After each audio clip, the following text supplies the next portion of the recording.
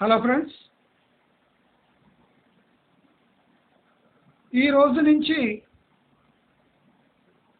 Hyderabad real ఎస్టేట్కి చెడ్డ రోజులు మొదలు కాబోతున్నాయి. నేను గత 10 నెలలుగా మీ అందరినీ రిక్వెస్ట్ చేసుకుంటున్నా, దయచేసి హైదరాబాద్ రియల్ ఎస్టేట్ని అవాయిడ్ చేయండి. దట్టు వెస్ట్ హైదరాబాద్ని ప్రత్యేకంగా మీరు విస్మరించండి, అవాయిడ్ చేయండి. దీనికి బలమైన economic plus scientific plus financial అంటే క్లిష్టమైన రీజన్స్ కూడా మీకు ఇచ్చేసాను. కొన్ని క్యాలిక్యులేషన్స్ కూడా ఇచ్చాను. కొన్ని సోషియో ఎకనామిక్ ఫ్యాక్టర్స్ కూడా మీకు ఎక్స్ప్లెయిన్ చేశాను. నా బ్యాక్గ్రౌండ్, నా ఆడియో క్వాలిటీ, వీడియో క్వాలిటీ బాగా లేకున్నా రేపటితో నేను చెప్పిన భవిష్యవాణి మళ్ళీ కరెక్ట్ అవుతుంది. నాకు ఆనందంగా ఉంది, బ్రహ్మానందంగా ఉంది. నన్ను విమర్శించిన వాళ్ళకంతా రేపటికి వాళ్ళ స్టేటస్ ఈ ప్రపంచంలో ఏముందో వాళ్ళకి తెలిసిపోతుంది. అదే కాకుండా మంచి మార్గం యొక్క విలువ కూడా వేలాది మందికి రేపటికి తెలిసి వస్తుంది. మనిషి ఎంత ప్రాక్టికల్గా బతికితే అంత సుఖంగా ఉంటాడు. అంటే డబ్బు విపరీతంగా సంపాదించకపోయినా ప్రాక్టికల్గా ఉంటే వచ్చే ప్రమాదాలను అరికట్టి తాను సంతోషంగా ఉండగలడు. ఇంత మాత్రం నేను స్పష్టంగా చెప్పదలుచు. మంచి మార్గం ఛానల్. నేను నా వీడియోలో ఎప్పుడు తడబడను, ఉన్న విషయాన్ని దారి మళ్లించను. నేను చెప్పదలుచుకున్న విషయాన్ని చాలా స్పష్టంగా మొరటుగా చెప్తాను. సాఫ్ట్గా కూడా చెప్పే అలవాటు నాకు లేదు. మొరటుగానే ప్రతి ఒక్క విషయాన్ని విశ్లేషించి మీ ముందర ఉంచుతాను. కొంతమందికి నచ్చకపోవచ్చు, కొంతమందికి నచ్చవచ్చు. అది నాకు అంటే అవసరమే లేదు. నేను చెప్పదలుచుకున్న విషయం సుస్పష్టంగా, ప్రాక్టికల్గా, అంటే ఒక మైలురాయిలాగా ఉండాలి అనే నా ప్రయత్నం రేపటితో తేట తెల్లను కానుంది. అంటే it will be crystal clear that whatever I have spoken for last 10 months will be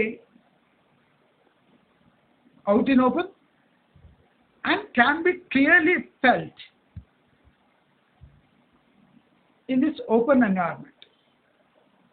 అంటే రేపటి క్లైమేట్లో మీకు చేంజెస్ కనిపిస్తాయి. మంచి మార్గంలో చెప్పే వ్యక్తి ఆషామాషిగా చెప్పలేదని మీకు రేపు సాయంత్రానికి తెలిసిపోతుంది. ప్రతి మొండితనానికి కూడా ఒక లాజిక్ ఉండాలి. ప్రతి బిలీఫ్ కూడా అంటే నమ్మకానికి కూడా ఒక బలమైన లాజిక్ ఉన్నప్పుడే మనము ఫైనాన్షియల్గా కానీ ఎకనామిక్గా కానీ మన లైఫ్ను సరి అయిన రీతిలో తీసుకుపోయే అవకాశం ఉంది. నా ప్రయత్నం ఎప్పుడు నేను చెప్పిన మాటకు, నేను అనుకున్న విషయానికి కట్టుబడి ఉండే, అది కాకపోయినా నేను చెప్పలేదు అనే మాట రాకుండా నేనే చెప్పాను, అది కాలేదు, నేను ఇక్కడ తప్పటడుగు వేశాను అని చెప్పడంలో నాకు ఏ సంకోచం లేదు. కానీ అదృష్టం ఏమంటే ఈ 10 నెలలుగా నేనేమేమి చెప్తున్నాను అది అవుతూనే వస్తుంది. నేను గత 10 నెలలుగా ఎన్ఆర్ఐలను, తెలుగు ఎన్ఆర్ఐలను, పెట్టుబడిదారులను, ఇన్వెస్ట్ చేసే వాళ్ళ వ్యక్తులను, లోకల్ ఇన్వెస్టర్స్కి హెచ్చరిక జారీ చేస్తూనే ఉన్నా. చాలామంది నవ్విపోయారు, కొంతమంది సీరియస్గా తీసుకున్నారు, వాళ్ళు లాభపడుతూనే ఉన్నారు. కొంతమంది ఓపిక నశించి ఈ పాడుబడ్డ కుంటలో దుంకారు. వాళ్ళను దేవుడే రక్షించాలి.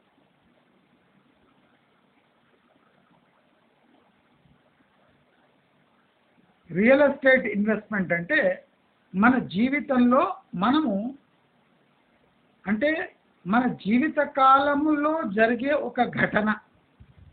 అంటే మన టోటల్ జీవిత కాలంలో ఇది ముఖ్యమైన ఘటన. ఈ ఘటనకు మనము బాధ్యత వహించాల్సిందే. అతి ముఖ్యమైన ఘటన జరగడానికి కారకులు మనమే. ఈ ఘటనలో మనము పాల్పంచుకుంటూ ఖర్చు చేసిన డబ్బును దాని బాధ్యత మనమే వహించాలి. నేను ఆషామాషి వీడియోలు పెట్టాను. చాలా గంభీరమైన అందరూ అనుసరించే వ్యూహాలను అస్సలు అనుసరించాను. కాపీ కొట్టాను. నాకు తోచిందే చెప్తా, దానిపై బలంగా నిలబడతా. తప్పైనా సరైనా అది సమయం నిర్ణయిస్తుంది. సమయము అంటే అది 1 నెల కావచ్చు, 6 నెలలు కావచ్చు. సమయము అంటే క్షణంలో ఉండాల్సిన అవసరం లేదు, నిమిషాల్లో ఉండాల్సిన అవసరం లేదు, గంటల్లో ఉండాల్సిన అవసరం లేదు. అంటే జీవితకాలంలో ఎప్పుడో ఒకసారి జరుగుతుందని కాదు, త్వరలో జరుగుతుంది. 1 నెల 2 నెలలు అటో ఇటో. 1000 కోట్లు ఆవిరి కావాలంటే కొన్ని నెలల సమయం అయితే పడుతుంది. ఇప్పుడు 1000 కోట్ల ఆస్తుల వాల్యూ రావాలంటే మనకు 9 ఏళ్ళు పట్టింది. మరి పడడానికి ఒక 6 నెలలు టైం ఇవ్వరా? నేను అంటున్నది 2 నెలలే. ప్రాక్టికల్గా వెస్ట్ హైదరాబాద్ సర్వనాశనం అయిపోయింది. ఈ విషయం ఎవ్వరు మీకు అంటే తెలియనివ్వకుండా అందరూ జాగ్రత్త తీసుకుంటారు. ఎందుకంటే చాలా మంది ఇరుక్కుపోయింది ఈ వెస్ట్ హైదరాబాద్ మార్కెట్లోని. మీరు జీర్ణించుకున్నా జీర్ణించుకోకపోయినా ఇది సుస్పష్టం. దానికి ఆఖరు రోజు ఈ రోజే. ఇక మీరు హైదరాబాద్ రియల్ ఎస్టేట్ పతనం కండారా చూడబోతున్నారు. నా శాపం కాదండి, నా హెచ్చరికను విస్మరించిన వాళ్ళు రేపటి నుంచి తీవ్రంగా మానసికంగా, శారీరకంగా, ఆర్థికంగా కుంగిపోయి కృషించిపోతారు. ఇది నా శాపం కాదండి, నా హెచ్చరిక. గత 10 నెలలుగా నేను హెచ్చరిస్తున్న విషయాన్ని వ్యంగ్యంగా తీసుకున్న వాళ్లకు రేపు నడుమిరిగేలా దెబ్బలు పడతాయి, పిర్రలు పగులుతాయి. జాగ్రత్త.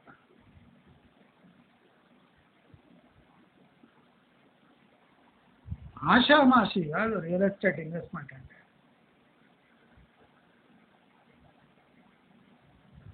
ప్రాపర్టీ చూడడం అంటే అది ఎగ్జిబిషన్ కాదు. అసలు ఈ హైదరాబాద్ రియల్ ఎస్టేట్కి దుస్థితి రావడానికి ఇద్దరు శాల్తీలు దానికి ముఖ్య కారణం. ఆ ఇద్దరు శాల్తీల ఫోటోలు నేను థంబ్నెయిల్లో పెట్టాను. ఒకడు కేటీఆర్, ఒకడు కేసీఆర్. మన దౌర్భాగ్యము ఈ ఇద్దరిని ఎన్నుకున్నందుకు మన చెప్పుతో మనమే కొట్టుకోవాల్సిన పరిస్థితి ఇవాళ దాపరిచి. ప్రజలు ద్వారా ఎన్నుకోబడ్డ ప్రభుత్వంలో ఈ ఇద్దరు భాగస్వామ్యులు. కానీ వీళ్ళ దుర్మార్గాలు ఎలా ఉన్నాయంటే, ఏ సామాన్యుడు వీళ్లకు ఓటేసిండో ఆ సామాన్యునికే తమ రాజధానిలో గజం భూమి కొనడానికి ముప్పు తిప్పలు పడాల్సి వస్తుంది. ఇదంతా అభివృద్ధి వల్ల జరిగిన గ్రోత్ లేదా అభివృద్ధి కారణంగా ఈ ల్యాండ్ రేట్స్ పెరిగాయా అంటే అసలు వీళ్ళని ఏ చెప్పు తీసుకొని కొట్టాలనో కూడా అర్థం కాని పరిస్థితి. ఆ ముఖాలు చూడండి, ఎంత తిన్నా కేసీఆర్కి వంట పట్టదు అనడానికి వాడి బాడీ నిదర్శనం. ఎంత సంపాదించినా, ఎంత బయటి దేశాల్లో పనిచేసినా ఫోన్ ట్యాపింగ్ ద్వారా అమ్మాయిల జీవితాలతో ఆడుకున్నాడనే విమర్శ ఎదుర్కొంటున్న కేటీఆర్కి వాడికో మినిస్టర్ పదవి.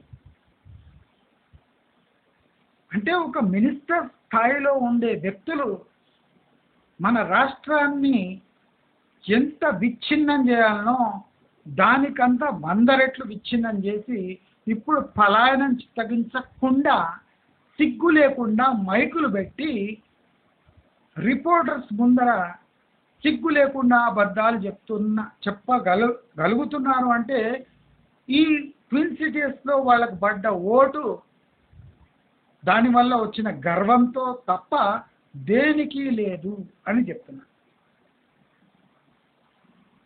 అసలు ప్రపంచంలో సిగ్గులేని వ్యక్తులు అంటే స్పష్టంగా ఇద్దరి ముఖాలు కనిపిస్తున్నాయి. ఒక ఆమె ఢిల్లీలో ఉంది.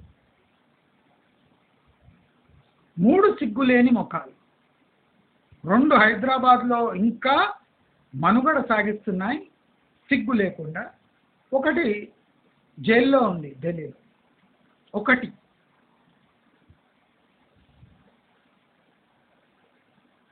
ఇంత సిగ్గుమాలినదనమా? వీళ్ళు చేసిన కార్యక్రమాలకు అసలు వీళ్ళకు మైకు పట్టుకోవాలంటేనే దడుచుకోవాలి. 10 మందికి ముఖం చూపించాలని దౌర్భాగ్యపు స్థితి వీళ్ళకు ఉండి అయినా సిగ్గుమాలినతనంతో రిపోర్టర్లను బెదిరిస్తున్నాడు.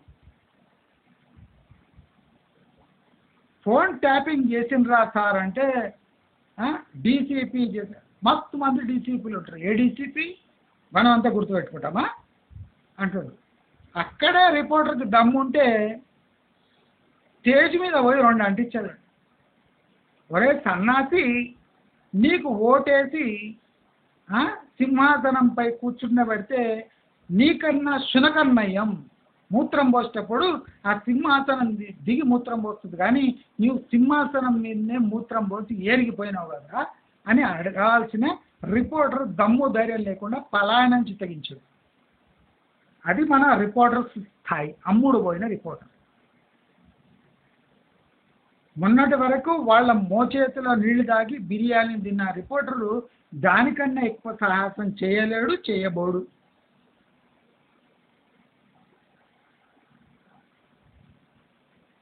ప్రజల సొమ్ము లక్షలాది కోట్ల రూపాయలు మేడిగడ్డ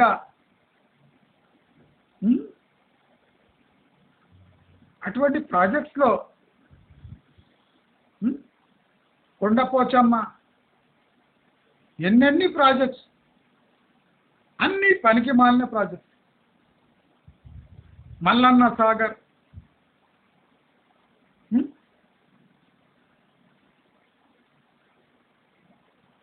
అంటే వీళ్ళు ఖర్చు పెట్టిన డబ్బు ప్రజలకు ఉపయోగపడకుండా నీళ్ల పాలై లక్షల కోట్లు. వీళ్ళ కమిషన్లు ఏ రకంగా దొబ్బిందో చూసుకోండి.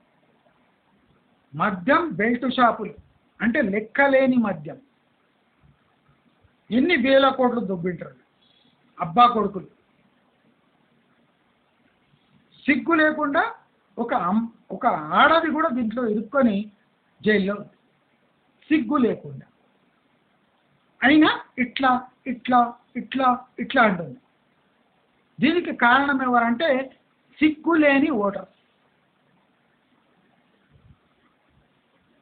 నయమేమంటే మన తెలంగాణలో ఉన్న గ్రామీణులు మన పట్టణంలో ఉండే సన్నాసుల కన్నా 1000 రెట్లు బెటర్.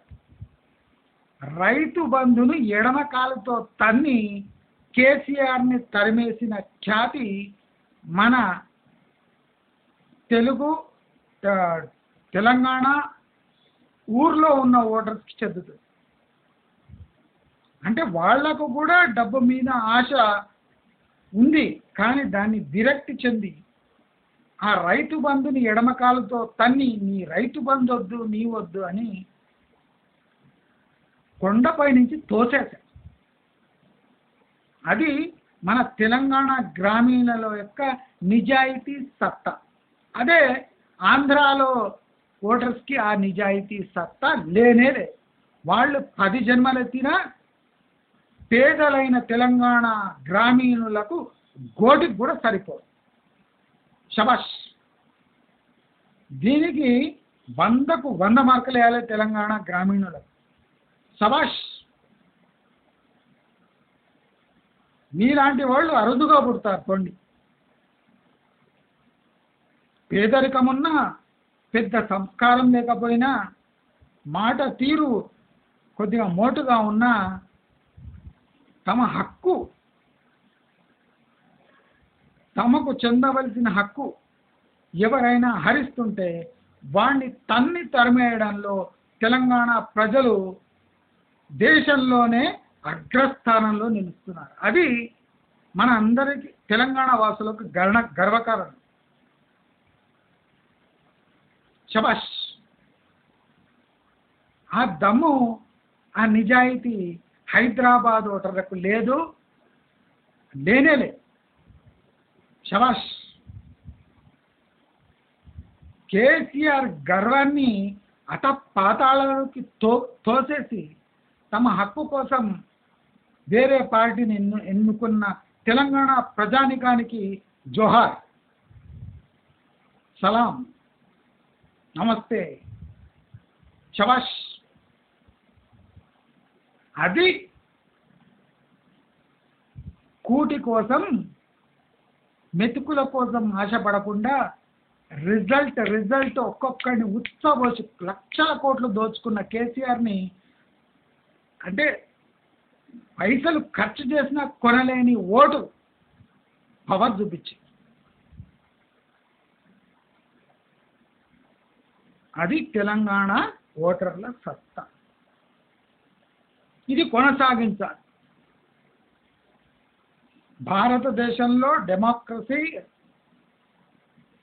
రాజ్యాంగం వర్ధిల్లాలి అంటే తెలంగాణ ఓటర్ల ప్రభంజనం చూసి అందరూ బిత్తరపోవాలి.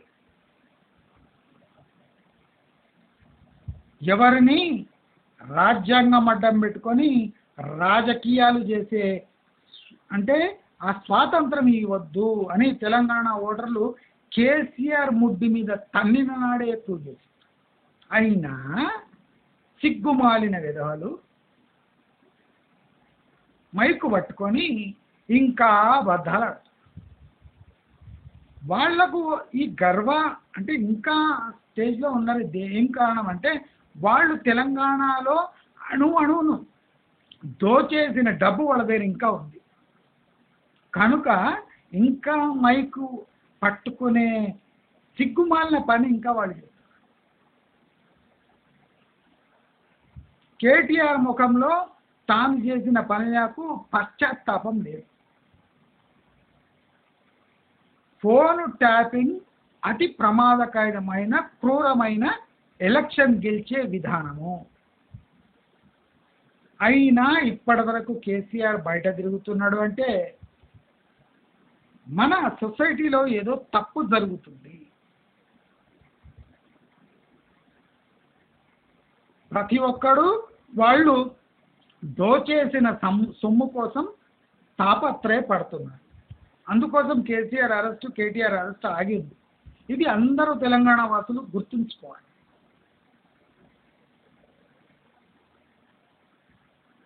మీకు జరగబోయే అన్యాయాలను ఎదుర్కొనే సత్తా, ధైర్యము తెలంగాణ ఓటర్లకు ఉందని నేను భావిస్తున్నాను. పేదలే కావచ్చు, కానీ ఆలోచనలో పేదరికం లేదు. హైదరాబాద్ రియల్ ఎస్టేట్ యొక్క ఊబకాయానికి బాధ్యులు ఈ ఇద్దరే. హైదరాబాద్ రియల్ ఎస్టేట్ ఊబకాయానికి బాధ్యులు కేటీఆర్, కేసీఆరే అని స్పష్టంగా చెప్పవచ్చు. వీళ్ళ నీచ ప్రవృత్తి వల్ల 9 ఏళ్ళు తెలంగాణ వాసులు నీడ లేకుండా అలమటిస్తూ ఎండలో తిరిగే స్థాయికి వీళ్ళు తీసుకొని వచ్చిందంటే వీళ్ళు ఎటువంటి నీచులో అందరూ గమనించవలసిన టైం వచ్చేసి.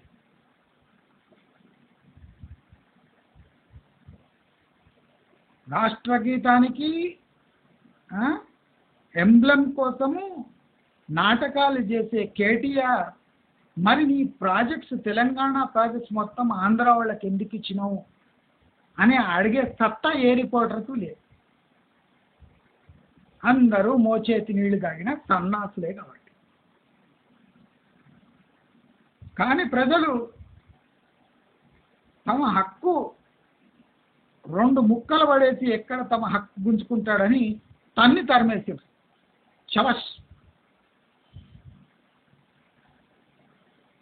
గర్వపడాలి మనం తెలంగాణలో ఉంటుందన్న. దేశంలోనే అంటే ముందే ప్రెడిక్షన్ వచ్చేసింది బీఆర్ఎస్ అవుట్ అని. అది ఓటర్ యొక్క నాడి అంటే, సత్తా అంటే అది. ఊహించని షాక్ కేసీఆర్ చెప్తుండు, నేను ఊహించలేని షాక్ ఇచ్చే గడ్డనే తెలంగాణ గడ్డ. మీరు ఆంధ్ర ప్రజలు కాదు అని గర్వించండి. ఆంధ్ర ప్రజల్లాగా ముక్కల కోసం అమ్ముడు పోతారని పోతలేరని గర్వించండి. ఇప్పుడు చూడండి, ఆంధ్రాలో నెలకు 2000 పడేసిండని ఆరామస్థాన్ ధైర్యంతో 52% మహిళలు ఓటేశారని ఓపెన్గా చెప్తున్నారు. అంటే రేపు రాబోయే పరిణామాలు తారుమారు కావచ్చు, అవుతాయి కూడా. కానీ వాళ్లకు భరోసా, ఆంధ్ర వాళ్ళు ఇచ్చే పారితోషికానికి అమ్ముడు పోతారు. అదే తెలంగాణలో చాలామంది రైతు బంధుకు అమ్ముడు పోతారు, ఇక్కడి పేద ప్రజలు కాదు. రైతు బంధును తిరగదోడి కాంగ్రెస్ని పైన తెచ్చి బీఆర్ఎస్ని పాతిపెట్టి, అది తెలంగాణ వాసుల సత్తా, ధైర్యము, సర్ప్రైజ్ చేసే బుద్ధి. శబాష్.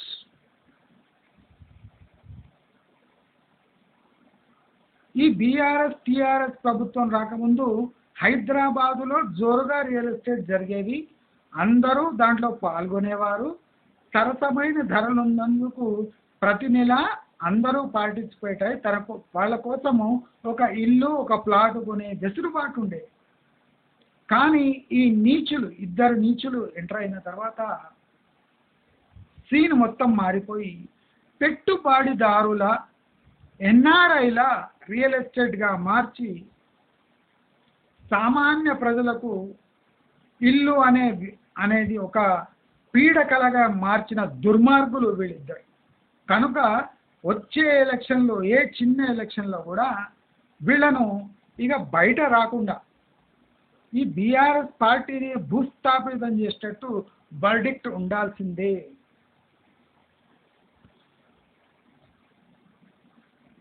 వాళ్లకు మైకు పట్టుకోవాలంటే భయపడాలి. ఛీ ఇంత నీచమైన పనులు చేసి మనం ఏ ముఖం చూపించాలి, అందరు ఉమ్మేస్తున్నారని అసలు పబ్లిక్లో రావద్దు. ఇట్లా ఇట్లా ఇట్లా ఇట్లా అనడం కాదు, ఒక్క పిడిగుద్దు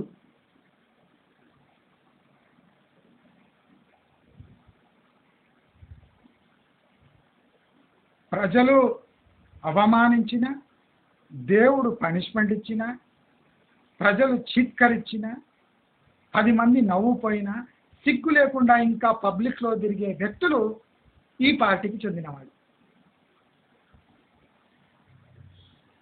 మనకు సిగ్గు వస్తుంది కానీ వీళ్ళకి వస్తుంది. ఆ మేడిగడ్డ కుంగిపోయే దృశ్యం చూస్తుంటే అసలు వీళ్ళు నెత్తి ఎక్కడ పెట్టుకోవాలో తెలియదు వీళ్ళకి, కానీ సిగ్గు లేకుండా సమర్థించుకుంటున్నారు. దీనికి ఎండ్ కార్డ్ పడాల్సిందే.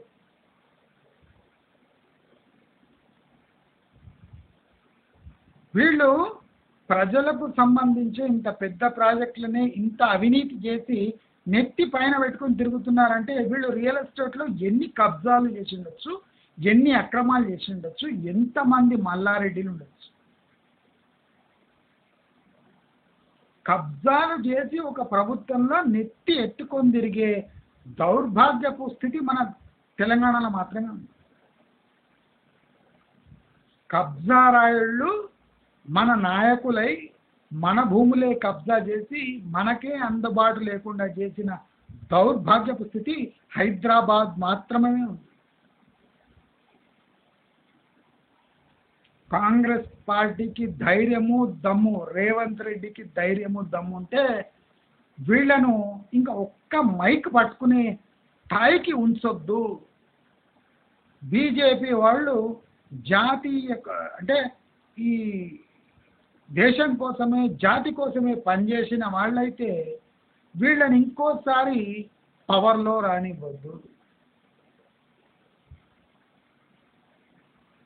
లక్షలాది కుటుంబాలు ఆవురు ఆవురు 9 ఏళ్ల నుంచి ఎదురు చూస్తున్నా వాళ్లకు మోక్షం లభిస్తలేదు. అంటే కారణం ఈ తమ్నేల్లో ఉన్న కేసీఆర్ మాత్రమే అని చెప్పదలుచుకో అంటే నాకు చెప్పడంలో ఏమాత్రం సందేహం లేదు. రేపు రియల్ ఎస్టేట్ కూలబోతుంది, కుప్ప కూలి 60% 40% పడబోతుంది అంటే దానికి ముఖ్య కారకులు వీళ్ళే. రియల్ ఎస్టేట్లో ఉన్న వాళ్ళకు కూడా వీళ్ళంటే అసహ్యం కానీ ఏం చేయలేని పరిస్థితి, అందుబాటులో లేని పరిస్థితి తెచ్చారు అంటే వీళ్ళ పొట్ట కొట్టారు అని రియల్ ఎస్టేట్ వాళ్ళు కూడా అనుభవిస్తున్నారు 5-6 ఏళ్ల నుంచి. ఇది నిజమా కాదా? రియల్ ఎస్టేట్ వాళ్ళకు కూడా అన్యాయం జరిగింది. ఈ పెరుగున ధరలతో ఎవ్వరు కొనడానికి ముందొస్తలేరు, వీళ్ళ పొట్ట కొడుతూనే ఉన్నారు గత 5 ఏళ్ల నుంచి. అవునా కాదా అని రియల్ ఎస్టేట్ వాళ్ళే లైక్ కొట్టాలి, షేర్ చేయాలి, సబ్స్క్రైబ్ చేయాలి. దయచేసి ఇప్పటికైనా ఈ పట్టణ ప్రజలు మేలుకోండి. ఈ ఎంగిలి మెతుకుల కోసం ఆశపడి మళ్ళీ ఈ పాత ప్రభుత్వాన్ని తెరపైకి తేకండి. మన తెలంగాణ ఆవిర్భావ దినోత్సవం అంటే 10 ఏళ్ళు పూర్తి కావస్తున్న సందర్భంలో పూర్తిగా సీన్ మార్చేయండి. వీళ్ళని మళ్ళీ తెరపైకి రాకుండా ఫుల్ స్టాప్ పెట్టండి. వీళ్ళు చేసిన అక్రమాలు అసలు బయటి దేశాల్లో చెప్పుకోవడానికి కూడా అసహ్యంగా ఉంటాయి.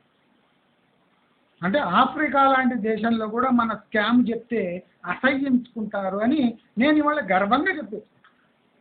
అంటే తెలంగాణ కూడా దీంట్లో అగ్రగామి. అలాంటి దుస్థితి తెచ్చిన సన్నాసులు ఇద్దరు. దయచేసి అందరూ ఈ ఫ్యాక్ట్ని గమనించండి.